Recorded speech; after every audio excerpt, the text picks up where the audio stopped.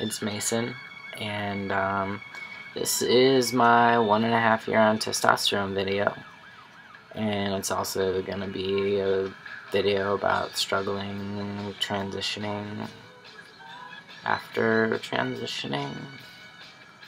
I don't know.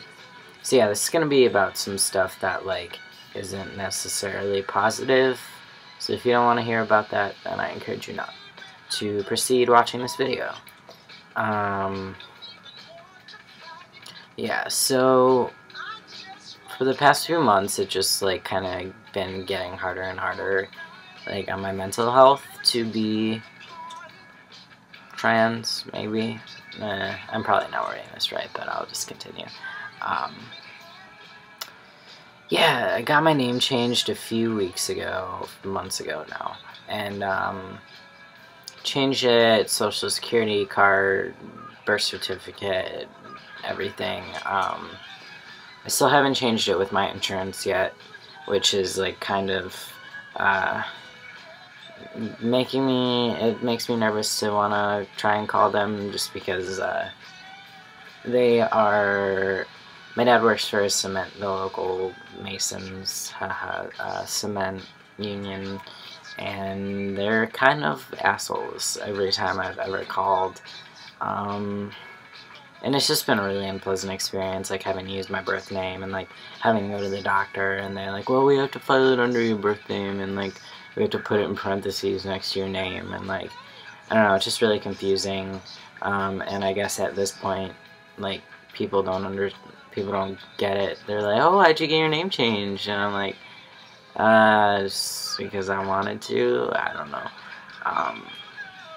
Yeah, it's just really awkward and uncomfortable, and it just makes me really dysphoric more and more, and I'm just tired of it. I am so tired of it. Identifying as a queer person is really important to me in my identity, so I have no problem telling people that I'm queer. It's just when it comes to the gender aspect of being queer, I'm really over explaining it, talking about it.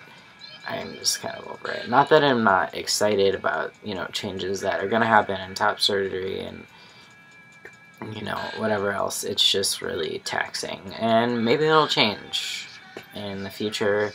Right now I'm really just considering going stealth, which is going to be really hard because I feel like everybody in my life knows that I'm trans. And so I don't really know how to go about being stealth unless I moved out of out of Chicago. I really want to go to the West Coast, so hopefully that happens for me eventually, but right now yeah, everybody knows it, and so it's something that I will continue to be open about, but it just sucks in those awkward situations.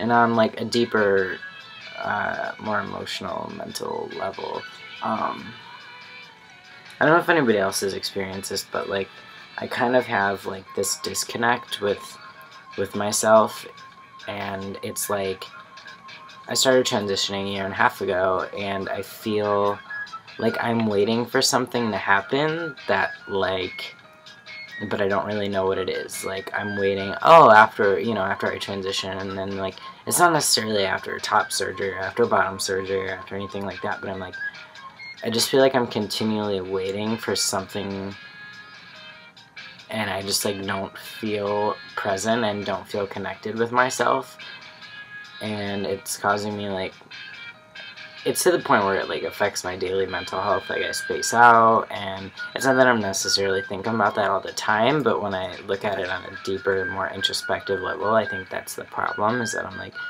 not connected with myself enough. And I don't know, maybe I'm sure that's a thing with other people, but yeah, it feels I'm not here, not connected with reality. And it's really frustrating because I don't really know what I'm waiting for, to look more masculine or sound more masculine, or I'm only 21, so I still have a baby face, so I don't know if that'll go away or not, but I don't know. So year and a half on testosterone. It was hard to enjoy, I'm not gonna lie, for a lot of it, most of it, all of it, because I'm still struggling with some really heavy depression and anxiety issues, which have been actually getting a lot better in the recent weeks. Started tapering off antidepressant I was on.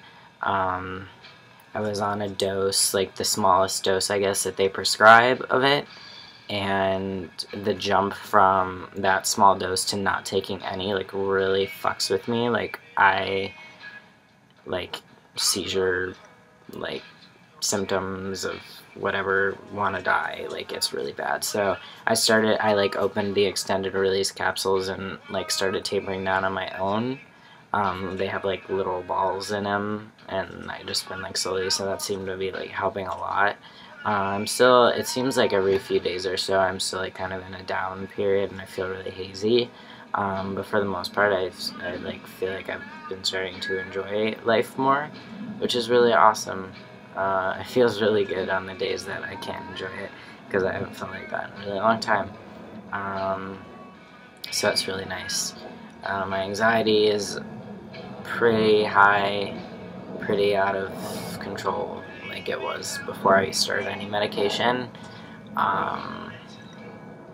So that sucks, but it's a lot more manageable, and I'd rather live with that than depression. Yeah, so something I don't really want to talk about anymore, but yeah. What else? I'm working at a coffee shop that I've been really trying to work with for a really long time. Dark Matter Coffee in Chicago, which is really great. I feel like I'm kind of having a hard time fitting in with some of the people there, but I'm mostly there to learn more about coffee, and I'm actually starting roasting, or shadowing one of the roasters tomorrow, so that's like my main end goal, is I want to be a roaster, so I'm really excited for that. I'm really excited, so that's been a really high point in my life. I quit one of my other jobs, like, just the other day because I couldn't stand it, and it was really just not a good environment for me emotionally to be in, so I'm looking for another job. Yeah, I'm living with my dad again, which sucks. Shitty roommates, whatever. And I'm kind of, like, on this, like, in this point where I don't know if I'm gonna move out back into the city, or if I'm just gonna, like, hop out to, like, a completely different state and at some point, and if I should just stay here and save a bunch of money to do that. I'm still working through that right now, so I'm just kind of in, like, this period of not knowing what the fuck I'm doing, but that's okay because I'm kind of okay with it for now. Yeah, I'm still raising money for top surgery. I've been able to save a lot more, so that's really good.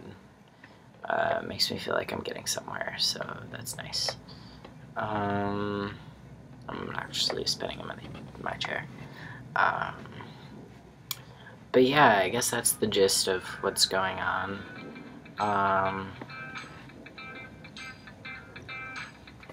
Yeah, life's pretty good for the most part. Thanks for watching my awkward videos.